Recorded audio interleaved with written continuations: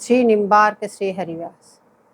उपास्य रूपम तदुपास्य कस्य च कृपा फलम भक्ति रसस्त परम विरोधिनो रूप मथेप तदाप्ते गेया इमेर्था अपि पंच साधु। निम्बार भगवान बता रहे, पहले उपास्य स्वरूप को समझाया, अब उपासकों के स्वरूप को समझा रहे। आप उपासक हैं, आपको किस प्रकार से चल रहा है, उसके अंतर्गत श्री हरिव्यास शिवाचार्य जी महाराज महावाणी में कृपा पात्र का मार्ग अनुसरण करने के लिए बता रहे हैं कि नवमी दृढ़ता निश्चय गहिवे। तो जिनके यह अनन्य उपास तिनको प्रिया लाल नित हित करी राखे अपने पास, माया त्रिगुण प्रपंच पवन की अंचन आवे तास, श्री हरिप्रिया निपट अनुवर्तनी वे निरखे सुखरास। श्री हरिव्यास शिवाचार्य जी महाराज कहते हैं कि जिनके एकमात्र युगल किशोर जी को छोड़कर और कोई उपास्य देव है ही नहीं, केवल एकमात्र जिनके युगल किशोर जी ही उपास्य हैं, जिनके यह अनन्य उपास। दृढ़ता का मतलब अनंतता पे परिपूर्ण जोर दिया, दृढ़ता पूर्वक पकड़ लेना है कि इनके अलावा हमारे और कोई उपास्य है ही, एकमात्र उपास्य हमारे युगल किशोर जी है। तो श्री हरिव्यास शिवाचार्य जी महाराज कह रहे हैं कि जिनके यह अनन्य उपास, बोले जिनके एकमात्र युगल किशोर जी ही उपास्य हैं, तो उनको क्या होता है? बोले तिनको प्रिया लाल नित हित करी राखे अपने पास। बोले उस साधक को युगल किशोर जी बड़े प्रेम से हित करके उसको अपने पास ही रख लेते हैं। माया त्रिगुण प्रपंच पवन की अंचन आवे तास, ये त्रिगुणात्मक जो माया है, इसकी नेक भी गर्म हवा भी नहीं लगते, उसको अपना निजजन जानते हैं, क्योंकि निजदास ही वही है जो ऐसी अनंतता धारण करता है। ऐसे निजदास को बोले इस त्रिगुणात्मक प्रपंच की नेक गर्म आंच भी नहीं आने देते, हवा लगना तो बहुत दूर। बोले श्री हरिप्रिया निपट अनुवर्तनी वे निरखे सुखरास। बोले युगल किशोर जी आप उस साधक को अपनी निपट अनुवर्तनी बना लेते हैं, अपनी सहचरी बना लेते हैं, और उसे उसको बड़ा सौभाग्य प्राप्त होता है। निरंतर सुख के राष्ट्र जो युगल किशोर जी है, उनको निरखने का सौभाग्य प्राप्त होता है। इसलिए आचार्य चरण कह रहे हैं नवमी दृढ़ता निश्चय गहिवे। दृढ़ता पूर्वक अनंतता पूर्वक इस मार्ग को पकड़ लेना। तो कहने का तात्पर्य है कि सहचरी भाव भावित आचार्य एवं श्री गुरुदेव के अनुगत होते ही साधक अनन्य व्रत धारण करके दृढ़ बनकर श्री धाम में बैठ जाएगा, तभी फूलेगा और फलेगा। गुरुदेव भगवान ने जैसे उसको शरणागति प्रदान की और फिर उसको सखी स्वरूप का दान दिया, तो सहचरी भाव से भावित होकर फिर उस साधक को एकदम अनन्य व्रत का पालन करना चाहिए, और ऐसा दृढ़ बन करके और फिर दृढ़ता पूर्वक उसको धाम का सेवन करना चाहिए, क्योंकि ये रस जिन्स धाम में ही उत्पन्न होती है। ये इस रस की खेती वृंदावन धाम में ही होती है, अन्यत्र नहीं। इसलिए धाम का सेवन भी अनिवार्य है। बोले ऐसे यदि गुरु महाराज की शरणागति होके अनन्यता को प्राप्त करके यदि सखी भाव से भावित होके वृंदावन धाम में बैठ के यदि वो भजन करेगा, तो वो फलेगा और फूलेगा। फूल है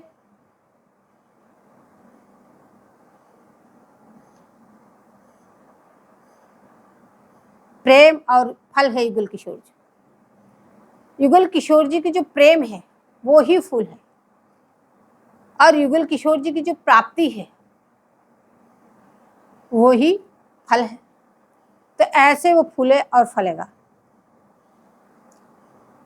बोले इस प्रकार से आप दृढ़ता पूर्वक, ये नवमी सीढ़ी है, दृढ़ता पूर्वक इस प्रकार से आप चलोगे तो कह रहे निश्चित रूप से आप उनके चरणों में अनायास ही वास करोगे। इसके अलावा आपको और कोई प्रयास करने की आवश्यकता नहीं है, अनायास सहज ही।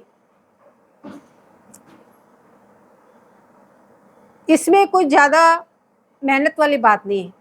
गुरु महाराज की शरणागति ली, अनंता व्रत का पालन किया, सखी भाव से भावित होकर चिंतन करते हुए अपना भजन करके, बोले जो सर्वोपरि वस्तु है और जो सबको दुर्लभ देव दुर्लभ जो वस्तु है, बोले वो वस्तु आपको प्राप्त हो जाएगी। जो गुरुदेव प्रदत्त किंकरी स्वरूप में भी दृढ़ निश्चय होना चाहिए। जो गुरु महाराज ने आपको किंकरी स्वरूप दिया उसमें भी दृढ़ता होनी चाहिए, निश्चय होनी चाहिए कि नित्याना ही उसका सखी स्वरूप का चिंतन होना चाहिए। तो हम सखी भाव से ही भावित हैं। वास्तव में स्वरूप स्थिति हुए बिना पराभक्ति दुर्लभ है। जब तक आप चिंतन के द्वारा अपनी सखी भाव को परिपुष्ट न कर लेंगे, तब तक पराभक्ति की प्राप्ति नहीं हो सकती। तो इसलिए दृढ़ता का स्वरूप उपासना की अनंतता का ज्ञान भी बहुत आवश्यकता है। जब तक अनंतता का ज्ञान नहीं होगा तो आप दृढ़ता आप में आ ही नहीं सकते। इसलिए अनंतता का ज्ञान होना बहुत आवश्यकता है। सबसे पहले भी ये बताया आचार्य चरणों ने इस पद में, विधि निषेध आदि की जिते कर्म धर्म तजितास, प्रभु के आश्रय आवहि सो कहिए निज दास। जो कोई प्रभु के आश्रय आवे सो अन्याश्रय सब छिटकावे। तो शुरुआत में कह रहे हैं कि आपको जब भी शरणागति लेनी है उसी समय आपको अन्य आश्रय का छोड़ देना है। अब वो तन से आपने अन्य आश्रय सब कुछ छोड़ दिए। हमारे युगल किशोर जी के अलावा कोई नहीं, और न हम किसी के, न संसार में न अन्य किसी में। ऐसा आपने शरणागति लेते ही आपने ये अन्य आश्रय का परित्याग कर दिया। लेकिन जब आप इतने पूरा द्वादश आवरण को सजा करके फिर जो ये 10 सीढ़ियां आप चढ़ रहे हैं, इसमें पुनः कह रहे हैं दृढ़ता निश्चय गई हुए। आपको पुनः अनंतता का जो उपदेश दे रहे हैं, तो कह रहे हैं कि इसमें मन की अनंतता, लालसा की अनंतता, अपने चित्त की अनंतता, अपने चिंतन की अनंतता, बोले इनमें भी परिपक्व परिपुष्ट होना चाहिए। केवल युगल किशोर जी को छोड़ के और किसी की चिंतन न करें, केवल युगल किशोर जी को छोड़ के और किसी की वार्ता न करें। इस प्रकार से परिपक्वता अनंतता का, ऐसे धाम की अनंतता, सर्वोपरि धाम वृंदावन, उसको छोड़ के कहाँ जाना। केवल आप जिस वस्तु को प्राप्त करना चाहते हैं वो तो इस धाम में ही मिलेगी। आप अन्यत्र कहीं जाते हैं तो इसका मतलब आपके हृदय में अभी कोई न कोई लालसा है। सबसे बड़ी बात, लालसा की अनंतता होना बहुत जरूरी है। बोले न जानीते लोकम न च निगम जात कुलम परम। तो रसमयी भजन की अनन्य पद्धति का वर्णन करते हुए बोले कि जो साधक भजनिक इस एकांत देश में ब्रजमणि श्री राधा के भाव और रस का निश्चित रूप से भजन करते हैं, निश्चित रूप से युगल किशोर जी का जो भजन करते हैं, अहो वे न तो लोक को और न निगम समूह को और न ही कुल परंपरा को जानने की इच्छा ही करते हैं। उनको फिर किसी से कोई प्रयोजन नहीं हो जाता, किसी से कोई मतलब नहीं। संसार में क्या हो रहा है उसको जानने की वो इच्छा नहीं करते, शास्त्रों में क्या लिखा है उसको जानने की भी वो इच्छा नहीं करते, न कुल की परंपरा क्या है, क्या रीति है, उसको भी वो जानने की इच्छा ही नहीं करते, और न कौन सा आचरण है उस आचरण को भी जानने की वो इच्छा नहीं करते। बोले ऐसे जो रसिक जन है उनकी असाधारण गति होती है। रहो दास्यम तस्या किमपि वृषभानोर ब्रजेवरी, यस पुत्र्या पूर्ण प्रणय रस मूर्ते यदि लभे, तदा न किम धर्मे किम सुरगणे किम च विधिना, किम शयन श्याम प्रिय मिलन यत्नेरेपि च किम। यदि पूर्ण प्रेम रस मूर्ति श्री वृषभानु नंदिनी की हमने एकांत दास्य प्राप्त हो जाए, यदि आपने श्री स्वामी जी की सखी स्वरूप को प्राप्त कर लिया और एकांत में निरंतर उनका चिंतन मनन करते हैं, तो यहाँ कहते हैं फिर उसके बाद में बोले हमें धर्म, देवगण, ब्रह्मा, शंकर इत्यादि से की तो बात क्या, बोले श्री श्याम सुंदर से मिलने के यत्न से भी कोई प्रयोजन नहीं। श्री हरिव्यासाचार्य जी महाराज कहते हैं कि हमें बलि बड़ो यही है पोष, दंपति की परिचर्या ही करी पावे परम संतोष, दिन ही लाडली लाल लड़े वो धरी उर और ओष, श्री हरिप्रिया सुच्छी कृत आगे तुच्छी कृत सब मोश। अब वास्तविक बात बता रहे हैं हरिव्यासाचार्य जी महाराज कह रहे हैं, ये सखी की सखी बोलन है, सखी कह रही है तो बोले हमें परिपूर्णता दंपति की परिचर्या में ही प्राप्त होती है। युगल किशोर जी की हम परिचर्या करें, यहाँ परिचर्या का अर्थ है सेवा सुख।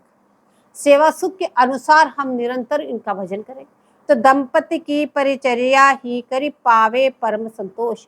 तो हमें परिपूर्णता, हमें संतोष इसी से प्राप्त होता है, निरंतर युगल किशोर जी की हम परिचर्या करते रहे तथा इसी में हमें परम संतोष है। बिना इनके हमारे हृदय में और कोई अभिलाषा ही नहीं।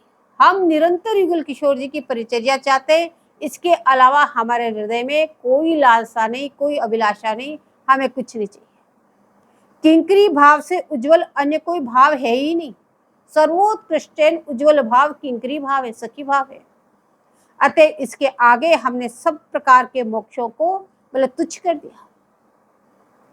हम इस सखी भाव के आगे सबको तुच्छ करके रख दिया, हमें मोक्ष पर्यंत भी नहीं चाहिए। बोले क्या कर चाहिए, तो बोले दिन ही लाडली लाड लड़े वो धरियुर और ओश। बोले युगल किशोर जी की परिचर्या करते हुए और उत्साह सुख लाड लड़ाना, बोले उनको रात्रि दिन लाड लड़ाती रहे, इसके अलावा हमारे हृदय में और कोई लालसा नहीं। बोले ये तो किंकरियों की अभिलाषा है। बोले इसी प्रकार आप उपासक हैं, आपकी भी अभिलाषा होनी चाहिए। लेकिन संसार में रहते हैं, अनेक प्रकार की अभिलाषाएं उठती है। प्रयत्न पूर्वक अभ्यास करो, हमारे हृदय में कोई अभिलाषा नहीं उठे। किंबा कभी उठ भी जाए तो तुरंत स्वामी जी से प्रार्थना करो कि हे स्वामी जी, हम कलिहत प्राणी हैं, हमारे हृदय में अनेक लालसाएं हो सकती है, उठ सकती है, लेकिन आपसे विनती करते हैं, आपके श्री चरणों में हम विनती करते हैं कि केवल आपकी प्राप्ति के अलावा हमारी और किसी अभिलाषा की पूर्ति ही मत करना। तो जब जितनी अभिलाषाओं की पूर्ति होती है और उतनी अभिलाषाएं बढ़ती जाती है। जब एक भी अभिलाषा की पूर्ति नहीं होगी तो अभिलाषाएं अपने आप शांत हो जाएगी। तो निरंतर हमेशा श्री जी से, स्वामी जी से प्रार्थना करो, हे स्वामी जी, मेरे हृदय में जितनी भी अभिलाषा है आप उस किसी की पूर्ति मत करना, एकमात्र मैं आपकी किंकरी बन जाऊं, अखंड वृंदावन धाम का वास हो, मुझे वृंदावन से बाहर नहीं जाना पड़े। बोले इसके अलावा और किसी प्रकार के हृदय में लालसा ही नहीं लाना। निरंतर स्वामी जी से प्रार्थना करोगे तो एक न एक दिन आपकी अभिलाषा भी सच्ची हो जाएगी। तो आश्रित के प्रति आचार्य चरण की आज्ञा है कि भक्ति का मुख्य स्वरूप सेवा है। भक्ति महारानी का स्वरूप ही सेवा है। तो दंपति की परिचर्या और उनके लाड लड़ाना, ये तो बोले सखी मांग रही, निकुंज में सखी मांग रही युगल किशोर जी से।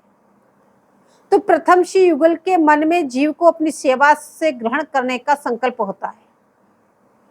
बोले ये जीवात्मा है, युगल किशोर जी की उस पर कृपा होती है, तब उस जीव के सामने देखते हैं और सोचते हैं इस जीव को मेरी सेवा देना है। जब युगल किशोर जी हृदय में संकल्प करते हैं तब आपको सेवा प्रदान होती है।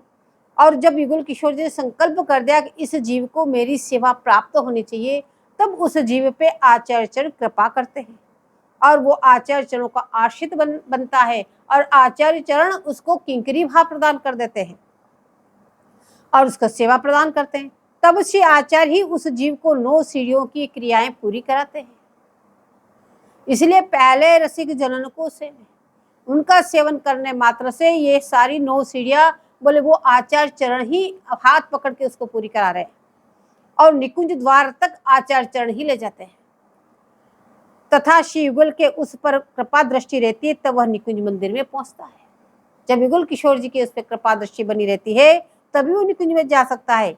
यही परंपरा की पद्धति है। और ये जो 10वीं पीढ़ी है बोले इसमें आदि मध्य अंत में परा ही परा भक्ति है।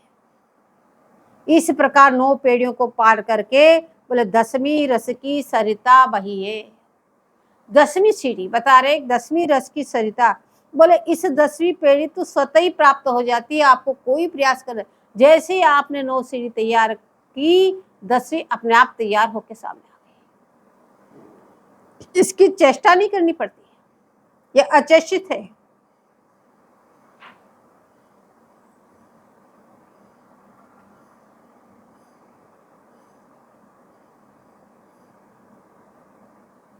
या अनुक्रम करी जे अनुसरही शनय शनय जगते निर्भर। बोले इस क्रम के अनुसार श्री हरिव्यास देवाचार्य जी महाराज कह रहे हैं कि जैसे मैंने ये पद बताया, पहले ही बताया है इसके लिए कि एक कृपा करी हो सो होई साधन सिद्ध रहो नहीं कोई। एकमात्र उनकी कृपा से ही वो प्राप्त होते हैं, किसी प्रकार की साधन और सिद्धियां से वो प्राप्त नहीं हो सकते हैं। तो फिर साधक को केवल कृपा मार्ग का अनुसरण करना चाहिए। हमें किस प्रकार से कृपा मिले उसके लिए एक ही पद बताया, विधि निषेध आदि की जिते कर्म धर्म तजितास प्रभु के आश्रय आवही सो कहिए निजदास। निजदास तो तभी बनोगे जब इस पद के अनुसार चलोगे। तो 12 आपको आवरण से सजा के ये 10 सीढ़ियां ऊपर चढ़ने का क्रम बताया आचार्य चरणों ने। कह रहे हैं अब श्री हरिव्यास देवाचार्य जी महाराज कह रहे हैं या अनुक्रम, जो मैंने क्रम बताया ऊपर से अब तक, या अनुक्रम करी जे अनुसरही, जो लोग इस प्रकार का अनुसरण करेंगे, बोले वो ही शनय शनय जगते निर्भरही, वो ही लोग धीरे धीरे इस संसार सागर को पार कर जाएंगे। और कहाँ जाएंगे? परम धाम परिक्रम दिवसे, परम धाम बोले शिव वृंदावन, वहां पे उनके परिकर, अपना जो निज परिकर है, रंगदेव जी का जो परिकर है, बोले उसके पास में जाके परम धाम परिक्रम दिवस ही श्री हरिप्रिया हितु संग रसही, बोले निरंतर रात्रि दिन श्री हितु हरिप्रिया जी का संग आपको प्राप्त हो जाएगा। बोले किसको? जो इस अनुक्रम के अनुसार जो चलेगा। अब आगे कहते हैं, अब जो नीचे जो पद उद्धृत किया जाएगा उसमें अग्रवर्ती जी नाम हरिव्यास देवाचार्य जी की गुरु रूपा श्री हितु सचर जी है। यहाँ कह रहे अग्रवर्तनी जी, बोले ये हरिव्यास देवाचार्य जी की गुरु रूपा जी है, इनका नाम है हितु सचर जी। बोले इनका नाम हितु सचर जी क्यों है? निरंतर प्रिया जी का हित चिंतन करती रहती है, इसलिए इनका नाम हितु सहचरी। इसलिए स्वामी जी कहते तू मेरी हितु सहचरी तो बिन मोहि सरेन, निरंतर स्वामी जी का हित चिंतन में लगी रहती है, इसलिए इनका नाम हितु सहचरी जी। तो हितु सहचरी जो इच्छा विग्रह आचार्य व रसिक चक्र चूड़ामणि श्री श्री भट्टदेवाचार्य जी के रूप में प्रकट होकर जिस प्रकार जीव को सखी स्वरूप प्रदान करके जिस पद्धति से निकुंज मंदिर में पहुंचा रहे हैं, उसी पद्धति का वर्णन श्री हरिव्यास देवाचार्य जी महाराज करते हैं। किस प्रकार से हितु सहचरी जी ने उनको निकुंज मंदिर में पहुंचाया, वो पद्धति कौन सी है? अब बताते हैं हरि श्री हितु सहचरी जी किस प्रकार से प्रकट हुई, क्यों प्रकट हुई। बोले अन्य युगों की अपेक्षा, सतयुग त्रेता और द्वापर, इन युगों की अपेक्षा इस कलयुग की घोर निकृष्टता देखकर, क्यों अन्य कलयुग में जितने भी साधन हैं, सिद्धियां हैं, तप है, तपस्या है, उन सब का फल प्राप्त होता है, लेकिन कलयुग में तो उनका भी फल प्राप्त नहीं होता, क्योंकि न तो इतने शरीर में सामर्थ्य कलयुग कलिहत प्राणियों के कि इतने घंटे वो समाधि लगा के बैठ जाए, इतने घंटे आसन मार के बैठ जाए, इतने कोई भी श्लोक भी वो शुद्ध बोल सके, और न ही कोई सामग्री ही शुद्ध है, न ही वातावरण शुद्ध है। तो किस प्रकार से उन जो शास्त्रों के बताए हुए जितने भी साधन हैं उनको भली प्रकार से वो कर ही नहीं सकता। जब वो भली प्रकार से कर नहीं सकता है तो उसको उसके फल की भी प्राप्ति नहीं होती। तो हर प्रकार से जीवात्मा निकृष्ट हो गया, और सबसे बड़ी बात घोर कुसंग को प्राप्त हो गया। बचपन से ही पैदा होते ही के लोग उसको कुसंग ने आके घेर लेता है। तो ऐसे कुसंग में इस घोर कलिकाल में ये कलिहत प्राणी इस संसार सागर को कैसे पार करेंगे, ये सोचकर इस कलयुग में इसी जगत में कलिहत प्राणी का हाथ पकड़कर निकुंज मंदिर तक पहुंचाने के लिए बोले अपनी प्रिय सखी अग्रवर्तनी जी को करुणा निधान श्री नित्य किशोरी स्वामी जी ने निकुंज मंदिर से यहाँ भेजा। स्वामी जी ने सोचा ऐसे घोर कलिकाल में कैसे जीव मुझको प्राप्त कर देंगे। बोले क्यों सोचा? आपका नाम अकरुणा वरुणालय है, अकारण आपके हृदय में दया उमड़ी, तो बोले कैसे ये जीव मुझे प्राप्त हो, क्या किया जाए। तो अकरुणा वरुणालय श्री स्वामी जी जीवों की दशा देख के करुणा उमड़ी, तो उस करुणा भरी चितवन से श्री हितु सहचरी जी के सामने देखा, और तब हितु सहचरी जी सामने पहुंची जय जय क्या आज्ञा है। तब आपने हितु सहचरी जी को आज्ञा प्रदान की, हे हितु जगत में जीव बहुत दुख पा रहे हैं। देखो धाम का वृंदावन धाम का जब वर्णन आया उस समय कह रहे गोपुर हूं ते अगोचर ठोर, गोलोक धाम पर्यंत को भी नहीं दिखने वाला वो नित्य निकुंज मंदिर, लेकिन स्वामी जी वहां से बैठे बैठे कलिहत प्राणियों को भी देख रहे। बोले कैसे घोर कष्ट पा रहे हैं, ये दुख पा रहे हैं, इसलिए तू इच्छा विग्रह अपनी इच्छा से विग्रह धारण करके जा और उन जीवों को मेरे पास ले आ। जब स्वामी जी ने ऐसी आज्ञा प्रदान की तो यह सुनकर हितु जी की आज्ञा शिरोधारण करती हुई स्वामी जी से विनय पूर्वक बोले, हे करुणा निधान, हे करुणा के खजान। हितु जी जानती है कि आप करुणा निधान हैं, आप करुणा के खजान हैं, इसलिए आपको ये दया उमड़ी, इसलिए हे करुणा निधान आप मुझे जगत में तो भेज रही हो, किंतु वहां इसमें घोर कलिकाल उपस्थित है। ऐसा घोर कलिकाल है बोले जिसके कारण जीव की अति स्वल्प आयु है, आयु भी बहुत कम है और उन आयु के ये भी पता नहीं को कब चले जाए, बचपन में चले जाए, जवानी में चले जाए, बुढ़ापे में चले जाए, कब कोई पता नहीं। बोले बहुत स्वल्प आयु है और उसके अनुसार उनकी बुद्धि भी बहुत अल्प है। अब देखो ये तो दिखाई दे रहा है, जब निम्बार भगवान ने वेदांत श्लोकी की रचना की, प्रातः स्मरामी की, प्रातः स्वराज की रचना की, उस समय केवल एक ही संस्कृत के श्लोक में पूरे निकुंज मंदिर का, दिव्य वृंदावन धाम का वर्णन कर दिया, पूरा महावाणी जी का वर्णन कर दिया। लेकिन उस समय ऐसे बुद्धिमान थे सब, उस एक ही श्लोक से सारा समझ जाते थे। जब समय बदला, ऐसे कलिकाल को देखा, तब श्री भरदेवाचार्य जी ने आदिवाणीकार युगल शतक की रचना कर दी। और उसको जब और अल्प बुद्धि देखी, बोली ये इससे भी नहीं समझेंगे, तब श्री हरिव्यास देवाचार्य जी ने महावाणी जी की रचना कर दी। बाद में ऋषिक जनों ने देखा कि ये इसको भी नहीं समझ पाएंगे, तो उसकी टीका कर दी। तो समय के अनुसार हर चीज होती गई। तो ऐसे घोर कलिकाल में बोले अल्प बुद्धि लोग हैं, इसलिए तो लोग जल्दी से इस उपासना को समझ नहीं पाते कि सर्वोपरि उपासना है। तो जितनी सर्वोपरि उपासना है उसके लिए शब्द भी उतने ही सर्वोपरि हैं, तो पढ़ के भी लोग समझ नहीं पाते क्या चीज है, इसलिए उस प्रकार से अनंता को भी धारण नहीं कर पाते। ये तो हितु सहचर्य जी कब प्रकट हुई, जब की बात है, जब वो कह रही अल्प बुद्धि, तो आज की स्थिति क्या है।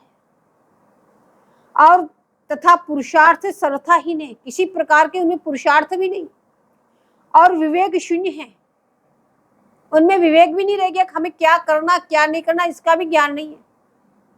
और काम क्रोध से आक्रांत ऐसे जीव इसमें कलयुग के प्राणी हैं।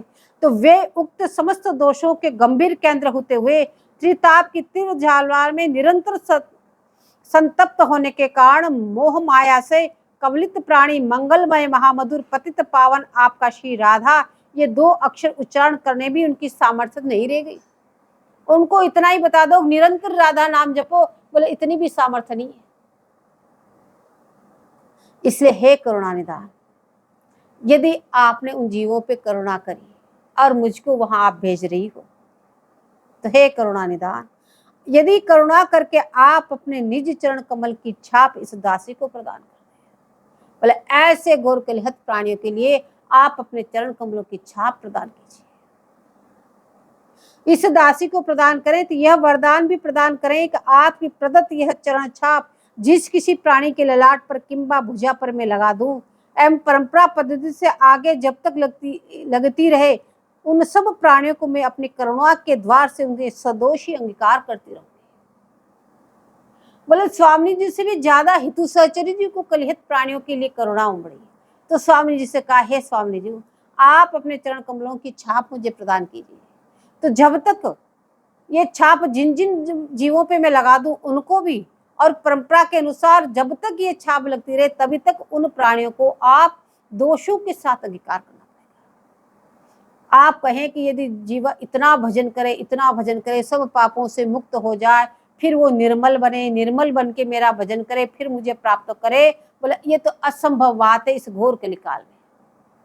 इसलिए बोले आप उन सब जैसे मैं उनको भजन बताऊंगी, वो ऐसे भजन को अनंता को धारण करते हुए वो इस प्रकार का जैसे उनसे बन पड़े वो भजन करे। उन प्राणियों को आपको दोषों के साथ अंगीकार करना पड़े, तो मेरा जाना वहां सार्थक है, न तो जाने से कोई फायदा नहीं।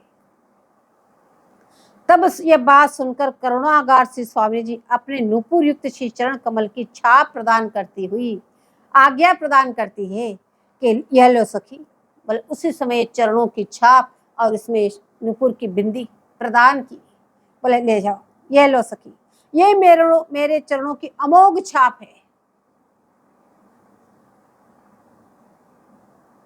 तुम्हारे द्वारा और तुम्हारे आश्रित प्रति आश्रित द्वारा जब तक जितने जीवों के ललाट पर लगती रहेगी, बोले तब तक मैं उन दीनहीन मलिन प्राणियों को अपनी करुणा के अंचल से पहुंचकर अपनी गोद में बैठाती रहूंगी।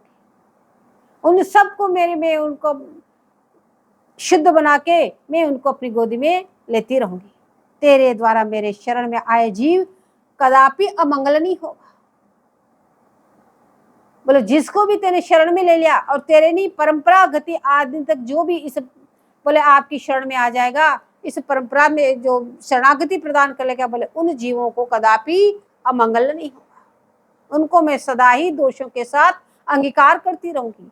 ये वरदान स्वामी जी ने सिर्फ इसी कलिकाल के लिया, तो कलिकाल तो बहुत होते, लेकिन हितु जी ने इसी कलिकाल में प्रकट हुई, इसलिए उन्होंने इसी कलिकाल के लिए वरदान दिया कि मैं दोषों के साथ उनको अंगीकार करूंगी। तो ऐसा अवसर और कब मिलेगा, ऐसा मौका कब मिलेगा?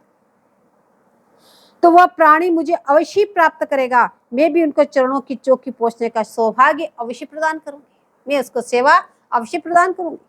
इतना करुणा प्लावित अमोघ आशीर्वाद प्राप्त कर, बोले ऐसा आशीर्वाद प्राप्त किया हितु सहचर्य जी ने, और हितु जी ने श्री चरण कमलों में अपना मस्तक रखकर प्रणाम किया और उन उदार चूड़ामणि की जय जयकार करती हुई अपनी निज इच्छा विग्रह आचार्य वपु धारण करके कलिहत प्राणियों के समस्त मनोरथों को पूर्ण करने के लिए वे इस घोर कलयुग में कल्प तरु के समान प्रकट हो गई।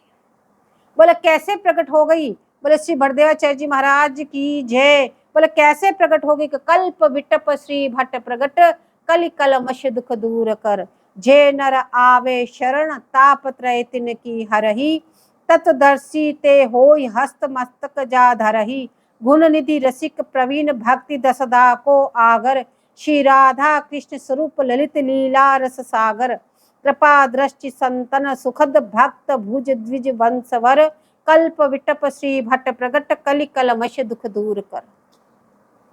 बोले कैसे प्रकट होगी? बोले कल्प वृक्ष के समान आप आचार्य विग्रह धारण करके प्रकट हो गए। बोले जीव के कलिजन्य मल को ध्योत करके शरणागति द्वारा त्रिताप ज्वाला से निकालकर निज कर कमल को उसके मस्तक पर आसीन करते ही, बोले जैसे ही श्री भरदेवाचार्य जी महाराज अपने आश्रितों को शरणागति प्रदान दी, बोले क्या हुआ? बोले श्री भरदेवाचार्य जी महाराज कल्प विटप श्री भट्ट प्रगट, कलि कलमश दुख दूर कर, कल्प वृक्ष के समान प्रकट हो गए और समस्त कलयुग के जो कलमश थे उन सबको धो दिया। किस प्रकार से? बोले जे नर आवे शरण तापत्रे त्रन की हरई, जो भी आपकी शरणागति हुआ, जैसे ही आपने उसके मस्तक पे हाथ रख के जैसे कान में मंत्र दिया, बोले उसके मस्तक पे हाथ रखने से ही बोले तत्काल भगवत तत्व और भागवत तत्व और माया तत्व का सम्यक प्रकार का ज्ञान हो गया। बोले तत्तर्शी हो गया, तत्व के तत्व, सिद्धांत सिद्धांत के सार रूप को निगुल किशोर जी बोले उनके स्वरूप को वो समझ गया। तत्दर्शी ते होय हस्त मस्तक जा सिर धराई, गुण निधि प्रवीण भक्ति दसदा को आगर, गुण निधि रसिक प्रवीण भक्ति दसदा को आगर। बोले समस्त गुणों के खजान, प्रवीण चतुर शिरोमणि, सकल गुणों के निदान, रास रसिक चक्र चूड़ामणि, बोले दसदा के एकमात्र राशि स्वरूप श्री प्रियालाल। बोले नवदा भक्ति से आगे की भक्ति है दसदा भक्ति, जो ये प्रेमयी उपासना, जो ये पराभक्ति, इसका नाम दसदा भक्ति। बोले इस दसदा भक्ति के एकमात्र दाता और श्री प्रियालाल की रसमयी ललित लीलाओं के रस समुद्र आप अपनी कृपा दृष्टि द्वारा सब संतों के हृदय को प्लावित करते हुए जगत में पराभक्ति की धारा प्रवाहित कर मोह रूपी गहरी निद्रा में सोए हुए जीवों को जगा करके हाथ पकड़ करके आज्ञा प्रदान करते हैं कि चलो। बोले इसका वर्णन श्री हरिव्यास देवाचार्य जी महाराज महावाणी में करते हैं। बोले किस प्रकार उन्होंने आके जीव को शरणागति प्रदान करके बोले हाथ पकड़ कर करके निकुंज में ले जा रहे हैं। कैसे ले जा रहे हैं? बोले उसका वर्णन श्री हरिव्यास देवाचार्य जी महावाणी में कर रहे हैं।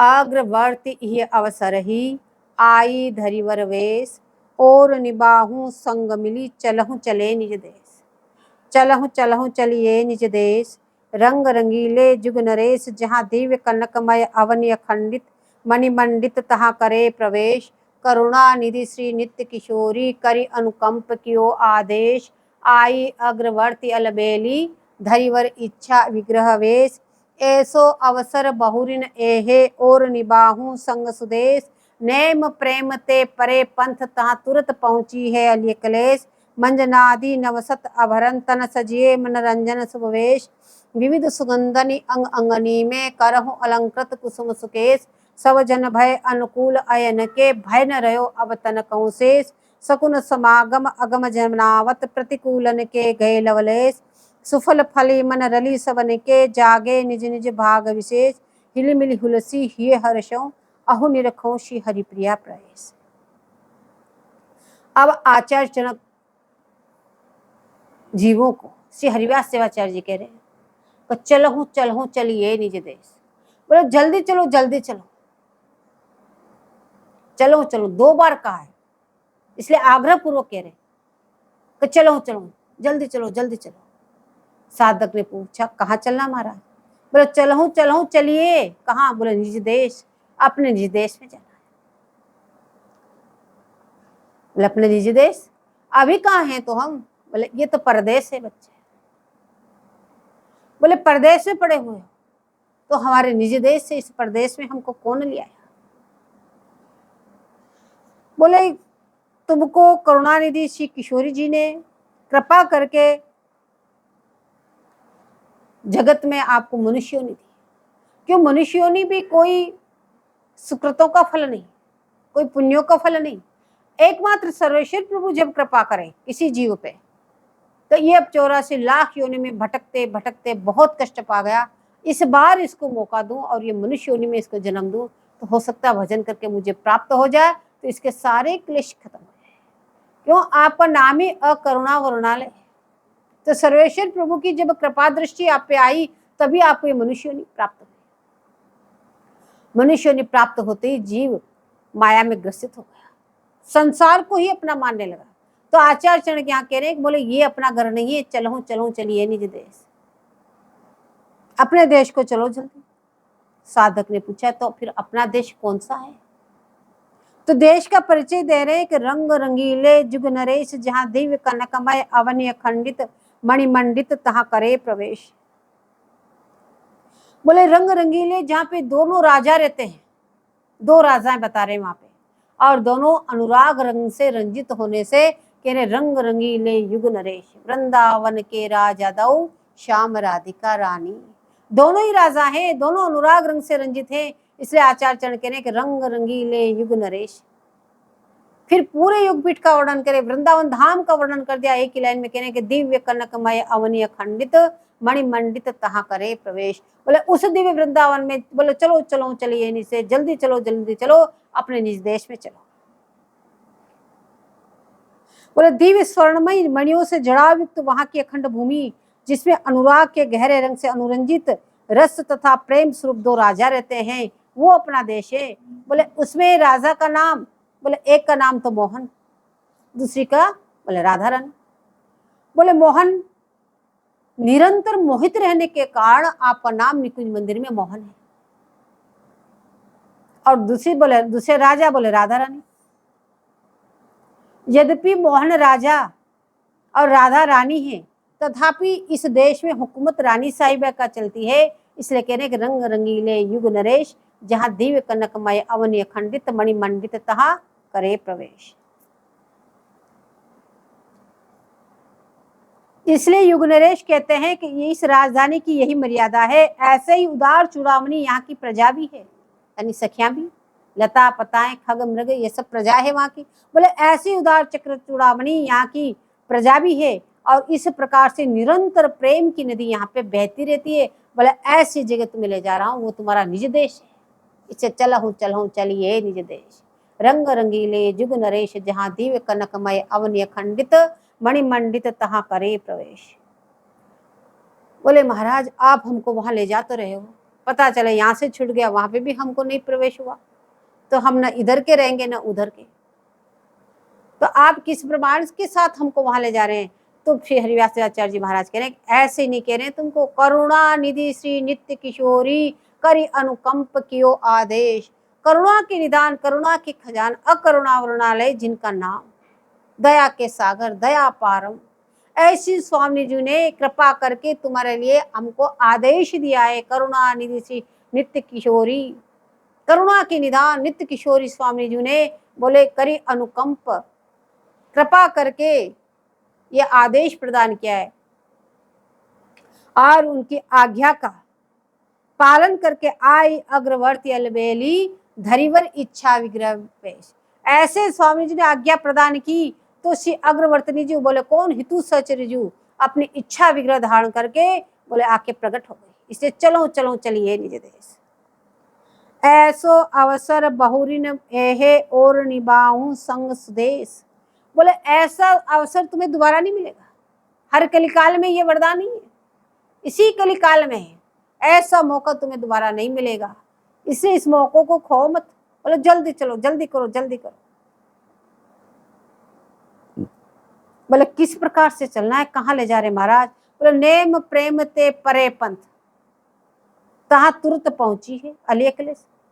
बोले ये हमारा पंथ जो है नेम और प्रेम से आगे है।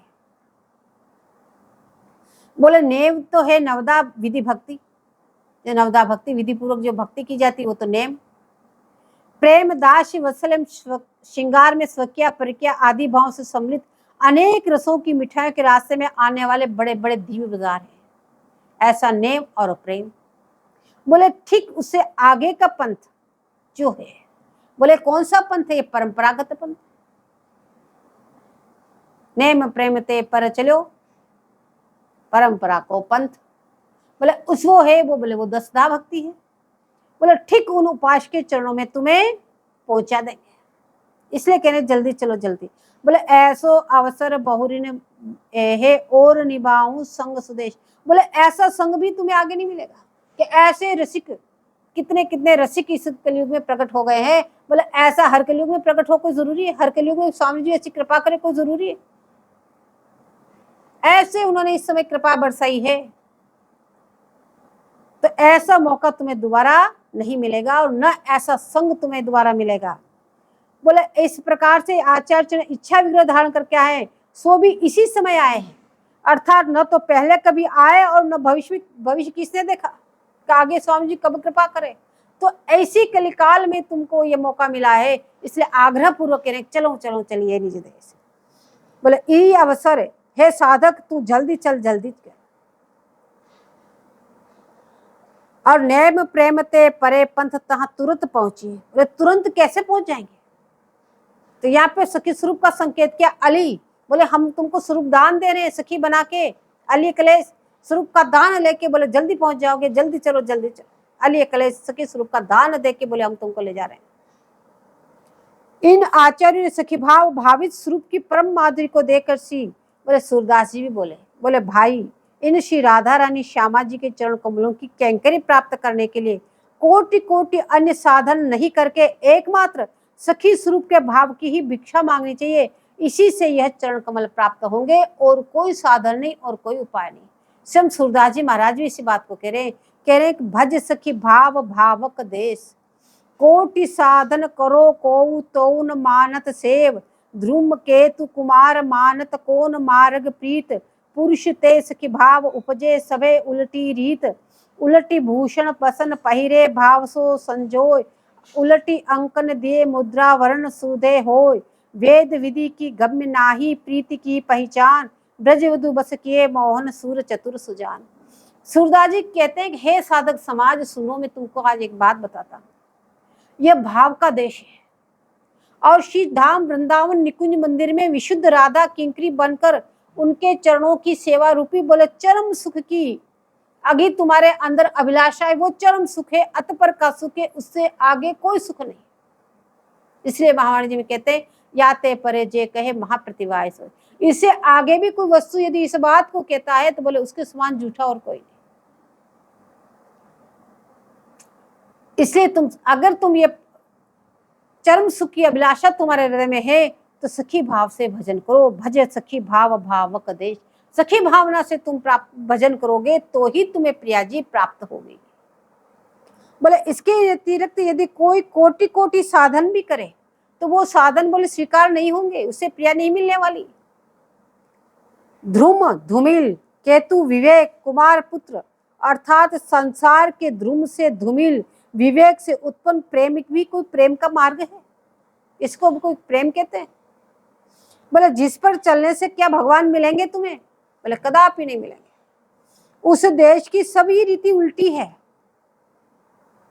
बोले कैसे? जैसे मोहर के अंदर उल्टे वर्ण होते हैं, कहीं पे भी मोहर लगाओ दिखने में उल्टी दिखती, जब मोहर लगाओगे तो सीधी होगी। तो जैसे मोहर के अंदर उल्टे वर्ण होते हैं, किंतु उसको जमाने से वही वर्ण सीधे होकर उभरते हैं। बोले इसी प्रकार पुरुष से सखी भाव की प्राप्ति होती है। तुम पुरुष हो, लेकिन यदि तुमने सखी भाव लिया तो तुम सखी बन जाओगे। दिखने में पुरुष दिख रहे हो, दिखने में तुम स्त्री दिख रहे हो, लेकिन सखी भाव तो वो अलग ही है। किंतु आपका यह कथन ध्रुव सत्य कि इस देव में जनानी वस्त्राभूषण पहने से सखी कदापि नहीं बन पाओ। यहाँ भाव से संबंध है, न कि वेशभूषा से। इससे न तो वेद, इसमें न तो वेद की गम्य है, न तो वेद पहुंच सकते हैं, न विधि की गम्य है। यह अन्य आडंबर न होकर केवल प्रीति की पहचान है। किसके हृदय में कितनी प्रियाचरणों में प्रीति है। इस भाव से प्रभावित होकर श्री सूरदास जी अपने सिद्धांत पर जम करके अंत में बताते हैं कि ब्रज वधु बस किए मोहन सूर चतुर सुजान। बोले हमने अपनी चतुराई से सखी वाली बात जान तो ली है, पर क्या करें, उस सुजान मोहन के वश में हम पहले ही पड़ चुके हैं। इसके बावजूद भी सूरदास जी का मन नहीं माना। फिर पुनः वर्णन करते हैं कि आज बनी नव रंग किशोरी, रसिक कुंवर मोहन की जोरी, बिथुरी अलक शिथिल कटि डोरी, कनक लता मन पवन जकोरी, नखशिक शोणित कछु छवि थोरी, दर्पण ले देखो मुख गोरी, रस लूटत अति ही भई भोरी, सूर सखी डारत तृण तोरी। अब तो वो सूर सखी कहने लग गए अपने। तो यदि श्री सूरदास जी का यथार्थ रूप से सखी भाव में आवेश नहीं होता तो नीचे वाले पद श्री विठलनाथ गोस्वामी जी के पूछने पर अंत समय में प्राप्त छटा कैसे प्राप्त होती। अंत समय में विठलनाथ जी ने पूछा, बोले सूरदास जी क्या दिखाई दे रहा है? तो बोले खंजन नैन रूप रस माते, अतिशय चारु चपल अनियारे, पल पिंजरान समाते, उड़ी उड़ी जात निकट श्रवणन के, उर्ज पुरज ताटंक समाते, सूरदास अंजन गुण अटके, नतर अवही उड़ी जाते। सूरदास जी का अंतिम में वही स्वरूप उनका चिंतन में है। तो कहने का तात्पर्य है सूरदास जी ने सर्वोच्च सखी भाव की प्रशंसा करते हुए सखी भाव की भिक्षा मांगी है। अब श्री आचार्य साधक को अली संबोधन द्वारा स्वरूप दान करते हुए सखी का श्रृंगार कहते हैं। बोले तुरंत पहुंचिए अली कलेश। बोले सखी स्वरूप प्राप्त करके आप तुरंत पहुंच जाओ। बोले सखी स्वरूप क्या करना पड़ेगा? तो आचार्य बता रहे हैं कि मंजना आदि नवसत अवरण, तन सजिए मन रंजन सुवेश। बोले दृश्य वपु तो आपका साधक स्वरूप है। दिखने में तो आप साधक ही दिखेंगे, चाहे आप पुरुष हो चाहे आप नारी हो, दिखने में आप वैसे दिखेंगे। लेकिन जो आपका अंतःचिंतन वपु है, जो आपका चिंतन का वपु है, चिंतन के द्वारा जो आप प्राप्त कर रहे हैं, बोले वह वपु सिद्ध स्वरूप है। वो सिद्धों के द्वारा प्राप्त हुआ है, रसिकोचार्यों के द्वारा आपको प्राप्त हुआ है। जो वस्तु सिद्धों के द्वारा प्राप्त हुई, तो आपका स्वरूप भी सिद्ध ही है पहले से। यद्यपि वृंदावन वास तथा नाम रूप गुण लीला कीर्तन करें, तथापि भावात्मक स्वरूप परिपक्व हुए बिना प्राकृत संबंध छूट नहीं सकते हैं। बोले वृंदावन धाम का अखंड वास कर लिया, निरंतर नाम जप रहे हैं, निरंतर रूप का चिंतन कर रहे हैं, उनकी लीला का गुणगान कर रहे हैं, कीर्तन कर रहे हैं, फिर भी जब तक सखी स्वरूप परिपक्व न हो जाए, चिंतन करते करते निरंतर आप सखी भाव में भावित न हो जाओगे, तब तक बोले आपके प्राकृत संबंध है, सांसारिक संबंध है, छूट नहीं पाएंगे। तो चिंतन से जैसे ही वहां से हटे तो ये संसारी तो दिखता है और क्या दिखता है। तो ये संबंध आपसे कैसे छूटेंगे? ये प्राकृत संबंध तो तभी छूटेंगे जब आपका सखी स्वरूप परिपुष्ट हो जाएगा। परिपुष्ट यानी निरंतर आप निकुंज मंदिर में सखी भावना के द्वारा वही उपस्थित रहेंगे। इसलिए पहले अपना श्रृंगार करके, फिर गुरु रूपा जी का श्रृंगार करा के, उसके बाद उथेश्वरी जी का सेवन करें। तीनों की सेवा संभाल करके साथ में चलना है। इसके बाद स्वामी जी के रत्न जटित उपरादि भूषणों से भूषित घनीभूत चरण कांति का और अनंत युद्धदासी स्वरूप का स्मरण करता रहे। श्री स्वामी जी वृंदावन के इसी बात की भिक्षा मांगते हुए नयन पलकवत भाव वपु को संभालता रहे। जैसे पलक नेत्रों की पुत्री को संभालती रहती है समय समय पे, बोला इसी समय आप हर क्षण अपने उस चिंतित वपु जो है, आपका शुद्ध वपु है, उसको संभालते रहो।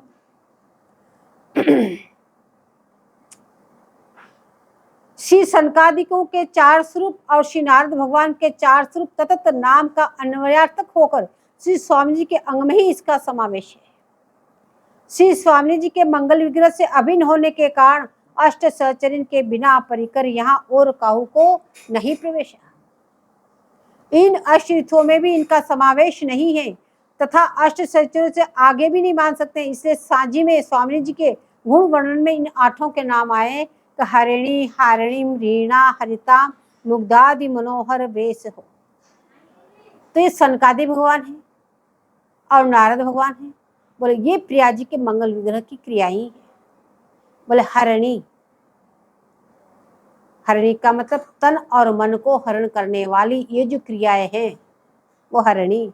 हारिणी परस्पर तन मन को हरण करने वाली, लाल प्रिया का प्रिया लाल का, इस प्रकार से परस्पर तन मन प्राण हराने वाली बोले हारिणी ये क्रिया। और ऋणाम लज्जायुक्त स्वभाव वाली, और हरिता तन मन को हरण करके उसका पालन करने वाली, ये चारों जो क्रियाएं ये सनकादिक भगवान है। और मुग्धा बोले भोली, चतुर 64 कला तथापि भोरी स्वामी जी, ये जो कला ये जो भोरी है वो मुग्धा क्रिया है। स्निग्धा बोले स्नेह रूपा सहज स्वभाव पर्यो नवल किशोरी जी को, बोले ये जो स्वभाव है वो स्निग्धा। और विदग्धा 64 शतकोटि कला निपुण, ये विदग्धा। और असंदिग्धा संशय रहता, बोले ये चार क्रियाएं बोले ये नारद भगवान है। ये प्रिया जी के मंगल विग्रह से ये चार क्रियाएं प्रगटी, ये सनकादिक। और ये जो हरिणी हारिणी ये सनकादिक और मुग्धादि ये नारद भगवान प्रकट हुए। ये प्रिया जी के मंगल विग्रह की क्रिया ही है। तो यहाँ कह रहे हैं कि कहने का तात्पर्य जैसे जल दूध में मिलकर दूध का भाव हो जाता है, ऐसे जीव रूपी जल गुरु रूपी दूध में मिलकर तद्भाव को प्राप्त हो जाता है। जैसे दूध में पानी मिलाओ तो दूध ही हो जाएगा। बोले ऐसी तरह से यह साधक भी जब ये जीव रूपी जल है गुरु रूपी दूध में मिलकर उसी प्रकार से तद्भाव से भावित हो जाएगा। उसको सखी स्वरूप का दान देंगे तो वो भी उसी भाव से भावित हो जाएगा। अथवा नाली का जल रूपी जीव यमुना जल रूपी परंपरा की धारा में मिलकर तद्रूप रूप गुण महत्व से युक्त हो जाता है। नाली जैसे यमुना जी मिलती है तो वो भी यमुना जी हो जाती है। इसी प्रकार से ये कलिहत प्राणी भी गुरु रूपा जी से जब सखी भाव से भावित होता है तो उसी के समान वो ही बन जाता है। और जब उसमें बहता हुआ वह पानी बोले समुद्र में पहुंच जाता है, इसी प्रकार से यह जीव भी अपने प्रवाह से बहाकर नित्य विहार रूपी समुद्र में इसको पहुंचा देते हैं।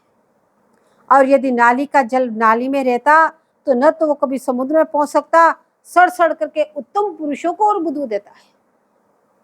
अतः आचार्य मार्ग से असंबंधित जीव अन्यथा मार्ग रूपी नाली में रहने के कारण वो घृणा का पात्र बना रहता है। अतः सबसे पहले गुरु परंपरा द्वारा प्राप्त सखी स्वरूप की परम आवश्यकता है। इसके बिना सेवा कदापि नहीं बन सकती। सखी भाव से भावित हुए बिना बोले सेवा कदापि नहीं हो सकती। और ये सखी भाव बोले आचार्य चरण ही दे सकते हैं। प्रगट विग्रह की सेवा भी भाव गर्भित होने के कारण केवल इसी देह से यथार्थ सेवा नहीं बन सकती।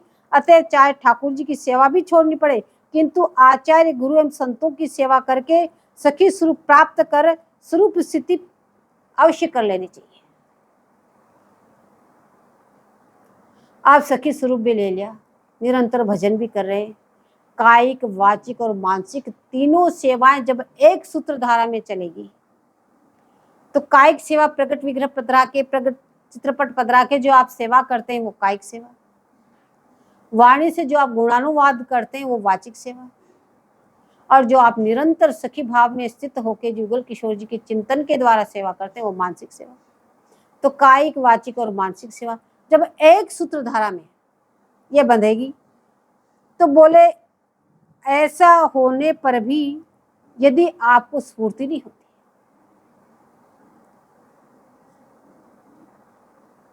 यदि आपको रोमांच नहीं होता, यदि आपको अनुभूति नहीं होती, तो बोले क्या करना चाहिए? बोले आर्त होकर श्री जी से प्रार्थना करो।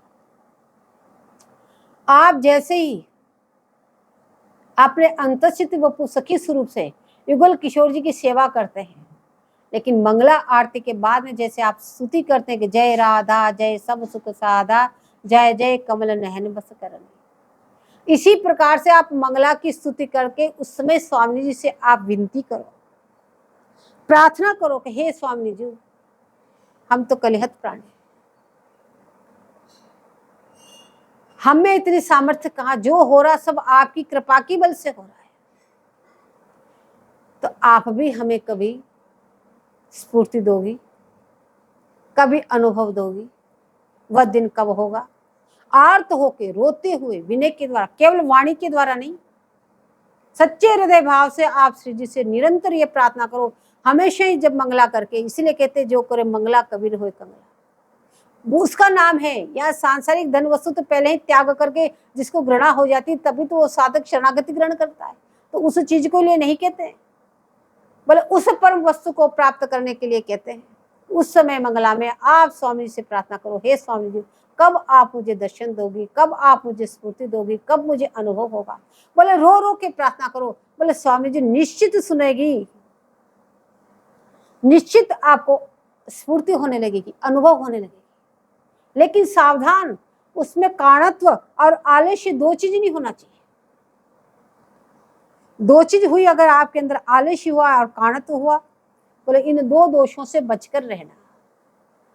बोले सत्संग और ग्रंथावलोकन से वस्तु जानी जाती है। बोले हमेशा सत्संग करो या ग्रंथों का स्वाध्याय करो, इन दोनों चीजों से आपको इस वस्तु का सम्यक प्रकार का ज्ञान हो सकता है। लेकिन आलस्य के मारे करते नहीं। कौन उठे, कौन वहां सत्संग में जाए, सुने फिर आए, किसके पास इतना समय, कौन स्वाध्याय करे, मन वहां उसमें लग नहीं रहा। बोले ये आलस्य है। बोले ये आलस्य अगर आप में रहा तो फिर नहीं होगा। सच्चे हृदय से प्रार्थना करो और इस आलस्य को त्याग कर दो। किसी अंग में निष्ठा है, किसी में नहीं, बोले ये भी ठीक नहीं। कारणत्व, किसी अंग में निष्ठा है, किसी में नहीं। एक अंग कर लिया, किसी दिन तो मंगला तक कर दी, किसी दिन श्रृंगार तक कर दी, किसी दिन पूरा स्टैम्प कर दिया, किसी दिन पाठ करके निकल गए, किसी दिन हो रहा, किसी दिन नहीं हो रहा। अगर कि ऐसा भी किया कारणत्व, तो इसको कहते कारणत्व। अगर ये भी हुआ तो आपको स्फूर्ति अनुभव नहीं होगा। आप नित्य निरंतर, जैसे आचार्य चरण बता रहे हैं, एक नित्य पूरा पूरा स्टैम्प करते हुए, चिंतन करते हुए इस पर लो और स्वामी जी से प्रार्थना करो, निश्चित रूप से स्फूर्ति होगी, निश्चित रूप से आपको अनुभव होगा।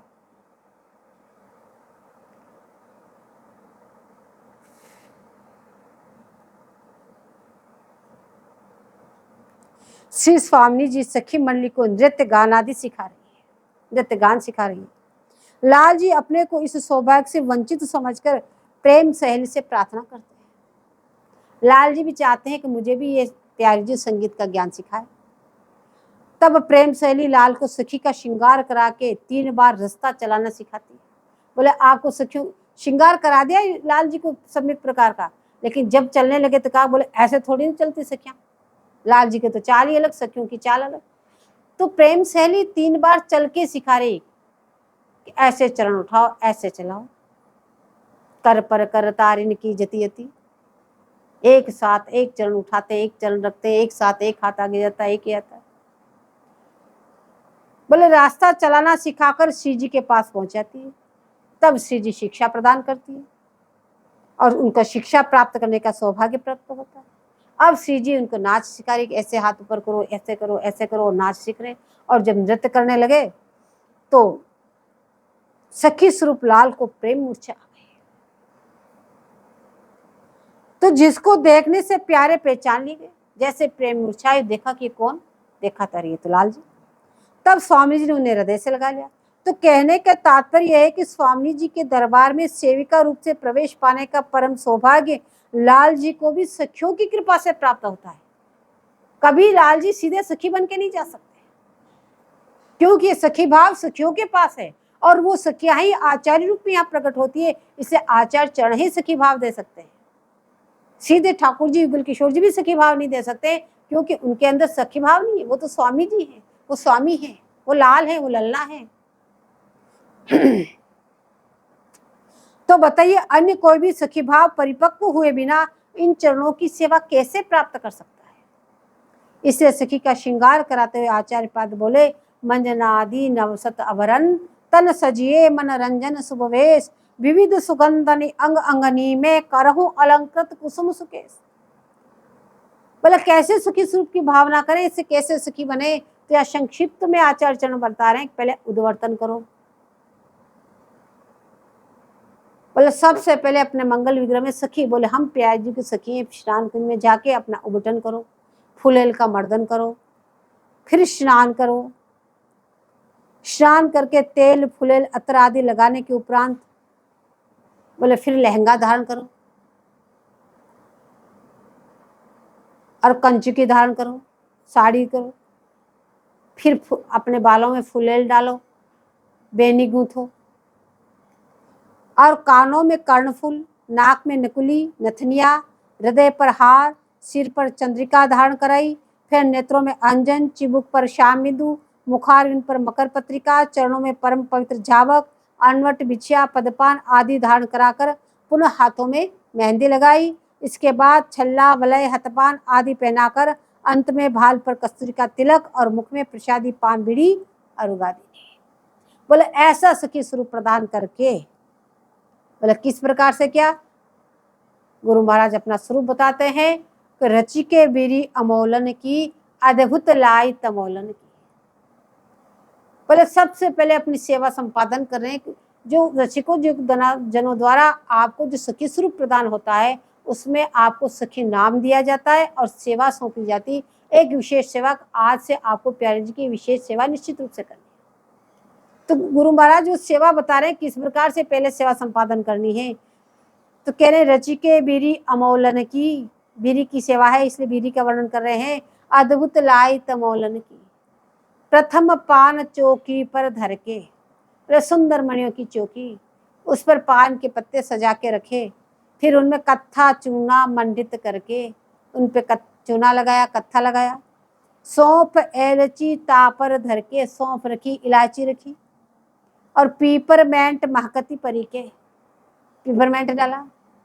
किशमिश दे पुनि घिसी के, श्रीफल गिरी के घोलन की, बोले किशमिश रखी, फिर श्रीफल को घिस के उसका चूरा उसमें रखा।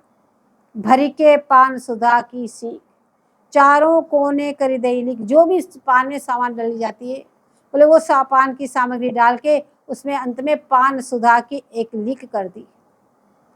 बोले ऐसा पान बनाया सखी ने कि पावत होत प्रिया को पिक उपजित काम कला की। जैसे ही वो सखी जब वो पान बीरी और आएगी तुरंत रस विलसने के लिए उत्कंठित हो जाएंगे। बोले वो पान की विशेषता है, वो बीरी की विशेषता है, ऐसे पान बीरी और बीरी मोरी के कर कदाबी किल दीनी लोंगन की, फिर उस बीरी को मोड़ के ऊपर लौंग की किल दी। फिर अनोखी बरख लपेटी पान और रखले उज्जवल मणि की दान, स्फटिक मणियों का जो पान दान है उसमें बोले अनोखी बरक, नया पे सोने की बरक लिखी न चांदी की बरी, बोले अनोखी बरक की लपेटी हो। निकुंज मंदिर में तो अनेक प्रकार की बरक, बोले लपेट के उसको उज्जवल मणि का जो पान दान था उसमें सजो के रख दिया। बोले तमोलन भई हर्ष की खान, जिस सखी की पान की सेवा उसका नाम तमोलन, इसलिए कहते तमोलन भई हर्ष की खान, तुरंत ही करने लगी है स्नान। अब फटाफट अपना स्नान करके सब अंग उबटन करी, सुगंधित मृगमद चंदन की, नासिका नक बेसर लई धार, अधरन शोभित है तनसार। अधरंग रंग की साड़ी गुरु महाराज की विशेष साड़ी, इसलिए रोज साड़ी धारण की। और नीवी बंदन सरस संवारी, दम के दीपति तरोना भारी, पृष्ठ देश अंग्रीलो बेनी, बोले बेनी का वर्ण पृष्ठ देश में एडी प्रियंक है, इसलिए अंग्रीलो बेनी। अधोमुख फौंदन की, उसके मुख्य फौंदन की क्या वर्णन करें, सुंदर हीरों का गुच्छा लटका दिया उस बेनी के। शीश पे मोतिन मांग भरी है, मोतियों की मांग संवारी, चटक शोभा की ओप हरी है, इंगुर बेंदी भाल धरी है, उर्मे अम्बुज माल रही है। बोले मस्तक पे इंगुर की बेंदी को धारण की और जो हार है बोले उनकी शोभा क्या कहें। चिबुक शाम बेंदनिया राजे, चिबुक में शाम बेंदी लगाई, छवि न तोलन की, बोले इस छवि की तो कोई तुलना नहीं। ऐसी सुंदर सखी सधज करके द्रगन में भरी रेख अंजन की, रचिपद जावक मनरंजन की, शोभा है अति कर कंजन की, संपुट पान दान संजन की, नख से शिकलो सज के चटपटी चली तमोलन की। इस प्रकार से अपना संपूर्ण श्रृंगार किया। देखो फुलेल डाल के अपनी बेनी गुथी, नीचे हीरो का गुच्छा लटकाया, मोतिन से मांग संवारी, तिलक लजाया, लगाया, बारीक अंजन की रेख निकाली, बेंदी लगाई, फिर पत्रावली की, फिर श्याम बिंदु लगाई, फिर नथ धारण की, फिर बैसर, कानों में कुंडल, सिर पर टीका, गले में पोत, हार, दुल्लर, चोलर और पेंडल धारण किया, हस्त कमलों में मेहंदी रचा के 9 रचने की, फिर दोनों हाथों में भुजबंद, फिर कंकन, चूड़ी, कंकन, पौची, मुंदरिया और हथपान धारण किए, फिर चरणों में मेहंदी लगाई, महावर की रचना की और 9 रचने लगाई, फिर चरणों में नूपुर, पायल, अनवट, बिछा और पदपान, फिर कोंदनी धारण की, छल्ला धारण किया, फिर चंद्रिका धारण की, फूलों की माला, फूलों की बंदनी उफरनी ओढ़ के, फिर फुलेल धारण करके अपने पानदान को सजा के यहाँ रख के अब तैयार हो गए। अब कह रहे हैं चलती राजहंस की चाल, राजहंस की गति को विलजित करते हुए उस गति से चलती हुई, बोले अंग अंग में होत अनेकों हाल।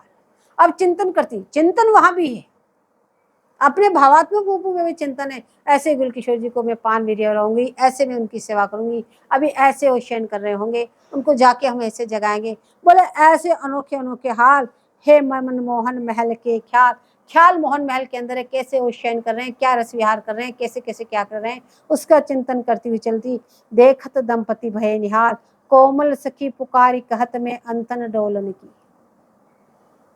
इस प्रकार नकसिक श्रृंगार करके आज ये सखी अनिवचनीय सुख का अनुभव कर रही है। ऐसा श्रृंगार करके एक अनिवचनीय सुख उसका अनुभव किया सखी ने।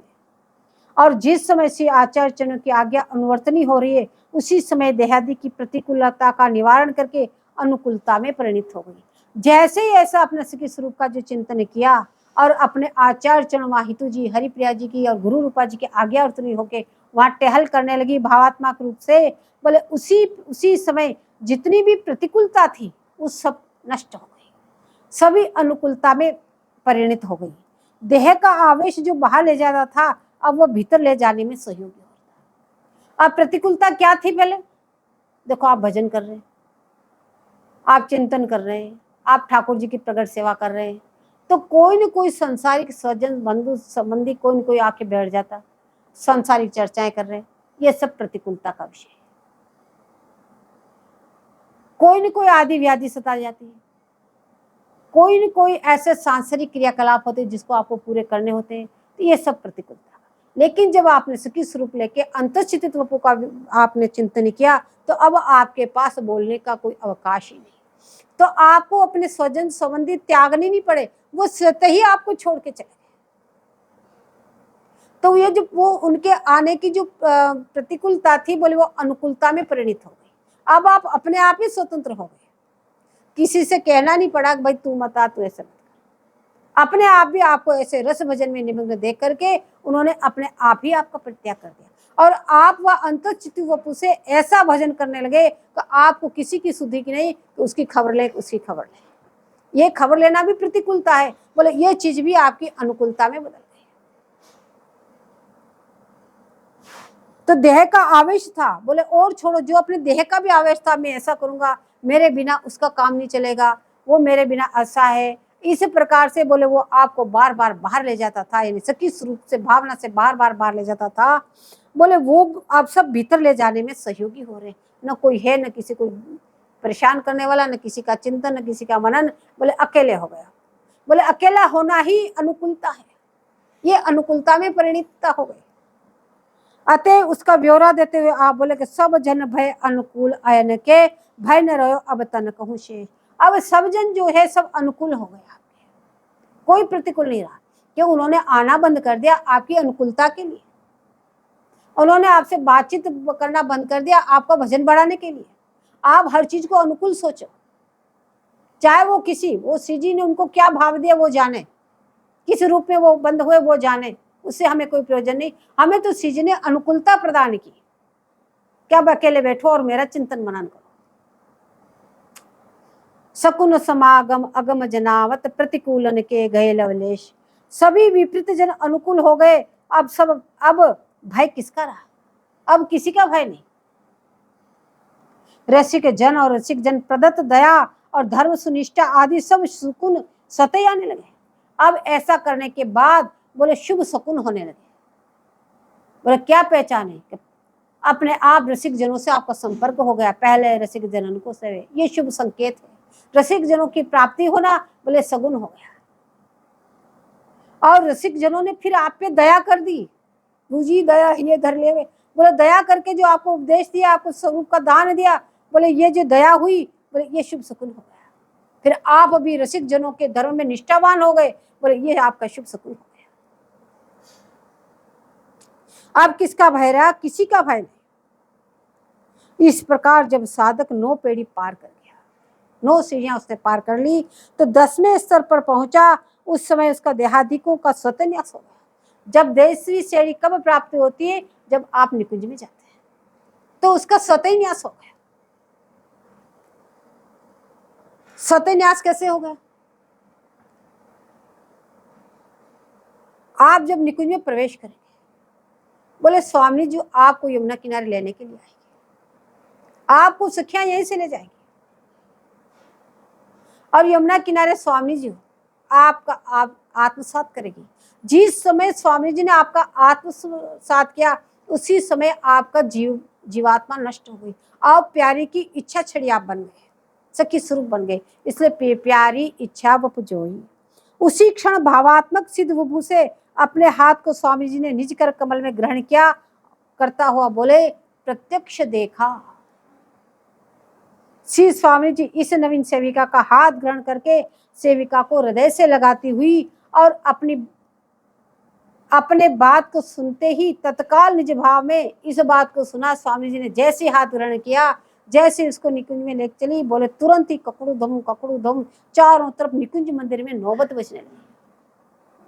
अनेक प्रकार से धूमधाम के साथ उत्सव मनाया जाने लगा निकुंज मंदिर में। इस प्रकार बड़ा समारोह के साथ नवीन सखी की आरती करके बाजे गाजे के साथ सम किशोरी जी संग लेकर निकुंज मंदिर में उस सखी को लेके पधारी अपने साथ में। तब सब सखी परिकर कहने लगी, सुफल फली मन रली सबनी के, जागे निज निज भाग विशेष। अर्थात आज हम सबके भाग्य की विशेष जागृति हो गई, हम सबके भाग्य जग गए। जिसके फलस्वरूप क्या हुआ? बोले ये फलस्वरूप से क्या मिला? बोले ये कुसुम कोमलांगी नई सखी हमारे परिकर में प्राप्त हो गई हमें, और इससे हमारे मन में स्वाभाविक प्रसन्नता के प्रवाह का संचार हो रहा है। इसलिए हे सखियों, हिल मिल हुलसी हे हर्षो, हम सब हिलमल करके हृदय में उल्लास पूर्वक उत्सव मनाओ। इस उत्सव को मनाओ कि आज ये कुसुम कोमलांगी हमारे परिकर में आके मिल गई। तब इस नई सखी को आगे लेकर उत्सव मनाती हुई सखियां स्वामी जी के सामने खड़ी हुई। तो ये सखी नीची गिरिवा की है, लजो ही नई सखी के नीची गिरिवा के खड़ी है। उसको देख के फिर सखियां नई सखी के प्रति बोली, हे सखी तू किसी प्रकार का संकोच मत कर, निरखऊ श्री हरि प्रिया परेश, जी भर के हमारे प्राण जीवन धन को हरि एवं प्रिया इनको जी भर के दर्शन कर। सर्वोपरि स्वरूप ये तेरे सामने विराजमान है, तू इनके दर्शन तो कर। कितने दिनों के प्यासे नेत्र आज तू अपने तृप्त कर ले। इनकी लावण्यता, मधुरता, इनकी मंद मुस्कान, इनकी उदारता भरी जो चितवन है, उसको देख तो सही, कैसी अद्भुत है। तेरी आंखें बहुत दिनों की प्यासी है, इसे तू जी भर के दर्शन कर। अतएव तेरी दृष्टि का भार इन पर नहीं पड़े, इसलिए इस दृष्टि को संभाल के जबकि ले लेके दर्शन कर। धीरे धीरे इनको निरख। ये दोनों करुणा के समुद्र महोदधि तेरे प्रति अति की कृपा बरसा रहे। इस प्रकार धूमधाम से महोत्सव मनाए जाने के बाद श्री स्वामी लाल तथा अन्य सब परिकरों के द्वारा इस बड़भाग का लाड़ प्यार होने लगा। अब इस सखी का लाड़ प्यार होने लगा, नई नई सखी आई है, और उस लाड़ प्यार की पुतली को सब प्रकार की सेवा सौंप दी। बोले सब प्रकार की सेवा तू करना, ये केली कोश की चाबी हाथ में ले ले। अब श्री गुरु रूपा जी और युथेश्वरी जी इस नवीन सखी को नाना प्रकार की सेवा सिखा रही है। ये सेवा ऐसे निकुंज मंदिर की सेवा, ऐसे पान बनाओ, ऐसे वस्त्र धारण करो, ऐसे बैनी गूथो, ऐसे अंजन की रेख लगाओ। बोले तू अति लड़ी की प्राण प्यारी है। अति लड़ी कौन? बोले स्वामी जी। बोले उसकी तू प्राण प्यारी सखी है। इसलिए हे कोमलांगी, अपने प्राण जीवन धन युगल स्वरूप को निरख कर आनंद की लहरों में निमग्न रहते हुए इनकी सेवा कर और खूब प्रसन्न रहा कर। अति की प्रसन्न रहना बोले निकुंज मंदिर में। बोले कि इसलिए कि हमारी स्वामी हमको प्रसन्न मुख कर देकर हम पे रिझती है। जब हम सब सखियां प्रसन्न चित रहती हैं तो हमारी स्वामी जी हम पे रिझ जाती है। इससे तू भी खूब प्रसन्न रहना।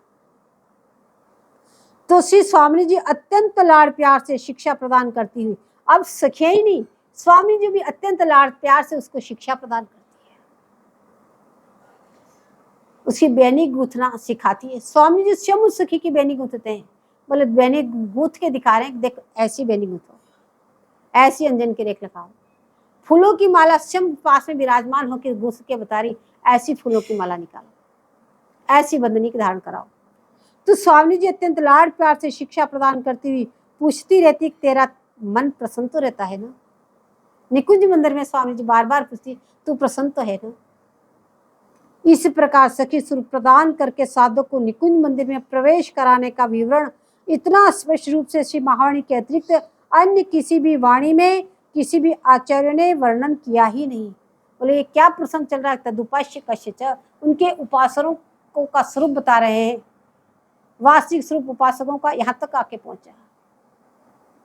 तदुपास्य कश्य अर्थात उपासक स्वरूप की यथार्थ जानकारी, साधक और उपासक का क्रमबद्ध निर्णय श्री निम्बार भगवान की आज्ञा है कि हे साधक समाज। बोले इस प्रकार से निम्बार भगवान ने ये क्रमबद्ध तरीके पहले उपासक स्वरूप को समझाया, अब उनके उपासकों के स्वरूप को समझाया, क्योंकि तुम उनके उपासक हो, तुमको किस प्रकार से बनना है। अब कह रहे हैं हे समाज, निम्बार भगवान कह रहे हैं आज्ञा है कि हे साधक समाज, उपास्य तथा उपासक के स्वरूप को इस प्रकार जान करके उसमें मन लगाओ, निरंतर इनका मनन चिंतन करते हुए तुम उपासना करो। इस प्रकार से चिंतन मनन करते हुए बोले युगल किशोर जी की उपासना करनी है। इससे तुमको स्वामी जी के चरण कमलों की सेवा करने का सौभाग्य बोले अवश्य प्राप्त होगा, निश्चित रूप से प्राप्त होगा, और इसी जन्म में प्राप्त होगा जो उपयुक्त बता के आए हैं। इस प्रकार से अगर तुम चले तो निश्चित रूप से तुमको इसी जन्म में स्वामी जी मिलेगी। अब श्री निम्बार भगवान उपास्य स्वरूप के कृपा फल का स्वरूप जानने की आज्ञा प्रदान करते हैं।